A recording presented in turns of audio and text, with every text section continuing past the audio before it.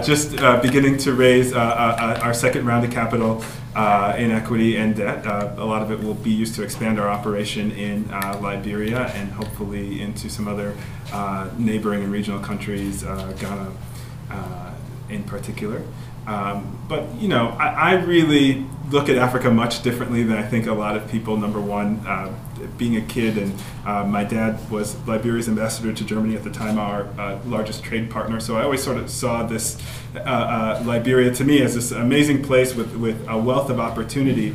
And you know, living there over the last few years now, that's even come into the front of my mind again, you know, sort of getting over the horrible picture that Dambisa keeps talking about that we have of Africa. You know, I have friends that are running businesses in Liberia that are making really amazing returns. I have friends that are running purely Africa investment funds that are doing 20% a year. There's some really amazing investment opportunities in this global economy. In fact, I know a lot of people who are strictly investing in Africa right now because that's where the growth opportunity is. So I hope that we can absolutely change our mind a bit towards what's really going to affect poverty. Don't get me wrong.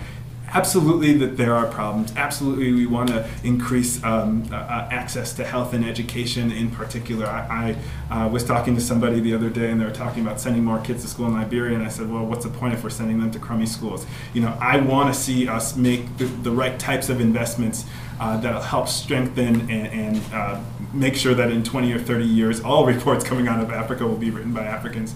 But I think really it's very clear that the engine of that growth is going to happen in the private sector and in providing jobs, specifically in our case, jobs for women. So I also agree that I think the answers are right there in front of us, and that if we can do anything that we can to really grow the spirit of African entrepreneurialism, that we will hopefully see the end of poverty in our lifetime.